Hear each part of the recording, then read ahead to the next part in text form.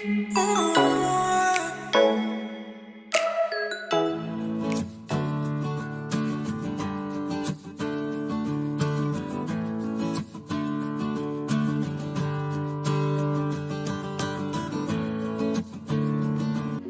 রান্নাঘরের তরফ থেকে সবাইকে জানাই হ্যাপি নিউ ইয়ার।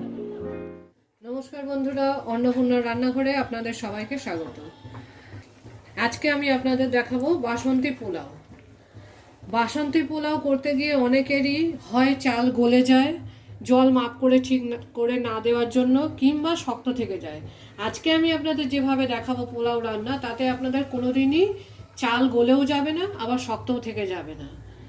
এটা রান্না করতে আমি নিয়েছি 800 মতো চাল, 2 চামচ মতো আদা আমি ছেঁচে নিয়েছি, বা আপনারা কুচিয়েও নিতে পারেন। এছাড়া 2টো বড় তেজপাতা, ফোড়নের জন্য আপনার 4-5টা এলাচ, 4-5টা লবঙ্গ এবং 3-4 টুকরো দারচিনি। আর নিয়েছি কাজু কিশমিশ, 100 গ্রাম কাজু, 100 গ্রাম কিশমিশ। আর আমি পোলাওটা করব কিন্তু ঘি দিয়ে। এছাড়া আমার লাগবে নুন, চিনি এবং হলুদ। বাসন্তী পোলাও করতে কিন্তু আমাদের অবশ্যই হলুদ দরকার। এবার আমি আপনাদের রান্নাটা দেখাবো যে কি করে চাল গলে যাবে না।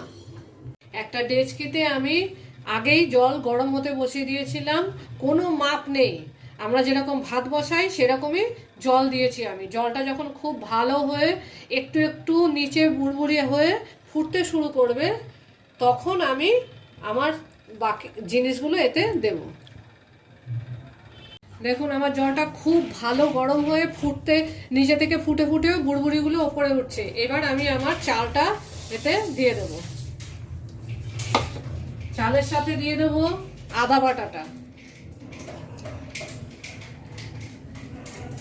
এবং একটা তেজপাতা। নুন আপনারা স্বাদ মতো দেবেন, যতটা পোলাওতে নুন খাবেন সেটা এখানে দিয়ে দেবেন। 1/2 চামচ মতো, 1/2 টেবিল স্পুন হলুদ এবং 1/4 টেবিল স্পুন ঘি। যেরকম আমরা ভাত রান্না করি এরকম চালটা তুলে দেখে নিতে হবে। যখন হয়ে যাবে তখন আমরা এটা জলটা ফেলে ঝরিয়ে নেব। এখন আমি এটা হতে দিচ্ছি। গ্যাসটা ফুলই থাকলেও 5-7 মিনিট পরে আমি এসে দেখবো ভাত হয়েছে কিনা, কারণ গোবিন্দভোগ চাল হতে বেশি সময় লাগে না, 10-12 মিনিটেই গোবিন্দভোগ চাল হয়ে যায়।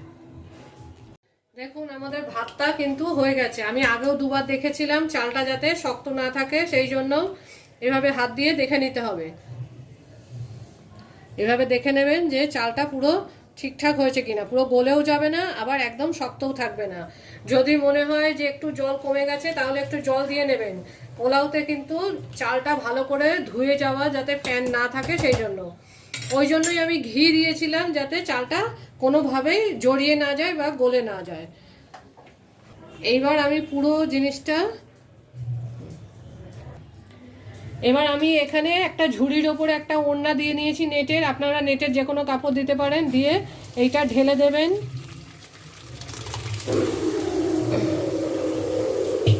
যাতে সব জলটা নিচে পড়ে যায় এবং ভাতটা ঝরঝরে হয়ে যায়। এটা মিনিট 5 রাখলেই সব জলটা পড়ে যাবে এবং ভাতটা পুরো ঝরঝরে হয়ে যাবে। ভাতটা জল ঝরতে দিয়ে দিয়েছি। এবার আমি কড়াইতে প্রসেসটা করে নেব। কড়াইতে আমি 2 টেবিল স্পুন ঘি দিয়ে দিচ্ছি, বড় টেবিল স্পুনের 2 টেবিল স্পুন ঘি। ঘিটা জ্বালাতে হবে না, পুরো জ্বলে যাবে এরকম যাতে গরম না হয়, হালকা গরম হয়ে গলে গেলেই হবে। এবার আমি এতে একটা তেজপাতা আর আমার গোটা গরম মশলা যা ছিল, আমার গরম মশলা এবং ঘিয়ের খুব সুন্দর ভালো গন্ধ বেরিয়ে গেছে। এবার আমি কাজু কিশমিশগুলো দিয়ে দেব। কাজু কিশমিশগুলো একটু হালকা, একদম হালকা ভাজা হলে, মানে একটু লাইট ব্রাউন হলেই আমি আমার চালটা দেব। আমি একটু লাইট ব্রাউন হওয়া পর্যন্ত এটাকে ভেজে নেব। কিশমিশগুলো ভাজা হয়ে গেছে। এবার আমি এতে চালটা আস্তে আস্তে অ্যাড করে দেবো। গ্যাসটা একদম পুরো কম থাকবে, একদমই কম, লো ফ্লেম। একটু নাড়িয়ে নিয়ে এতে আমি চিনি অ্যাড করব 1 চামচ।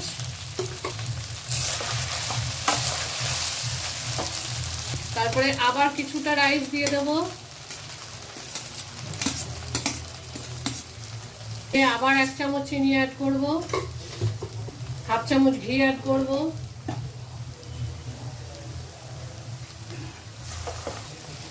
গ্যাসটা কিন্তু একদম লো ফ্লেমেই থাকবে। আস্তে আস্তে নাড়িয়ে নেব, দিয়ে আমি আমার বাকি রাইসটাও দিয়ে দেবো। একবারে পুরো রাইসটা দিয়ে দিলে চিনিটা মিশবে না। এখন রাইসটা কিন্তু একদম ঝরঝরে আছে, একটার সাথে একটা একদমই লেগে যায়নি।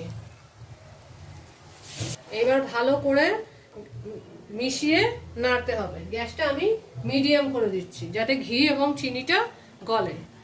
এবার আমি সবার শেষে আবার 1/2 চামচ ঘি দিয়ে দেবো।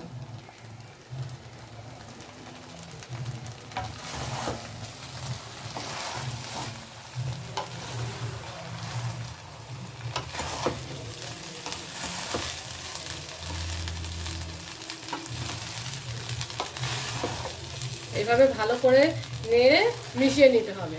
ভালো করে নেড়ে মিশিয়ে নিলেই আমাদের পোলাও রেডি হয়ে যাবে। আমাদের বাসন্তী পোলাও কিন্তু রেডি। আমাদের বাসন্তী পোলাও রেডি। বাসন্তী পোলাওয়ের সাথে আমি আলুর দম এবং ফুলকপি রোস্ট দিয়ে সার্ভ করেছি। এই ইজি ওয়েতে বানানো বাসন্তী পোলাওয়ের রেসিপিটা যদি আপনাদের ভালো লেগে থাকে তাহলে আমাদের চ্যানেলকে লাইক করুন, শেয়ার করুন, সাবস্ক্রাইব করে নিন, বেল আইকনটা প্রেস করতে ভুলবেন না, আর কমেন্ট করে আমাদের জানান কেমন লাগলো আপনাদের। আর আলুর দম এবং ফুলকপির রোস্টের ভিডিও আমাদের চ্যানেলে আছে, লিংক ডেসক্রিপশন বক্সে আপনারা পেয়ে যাবেন। Thank you for watching.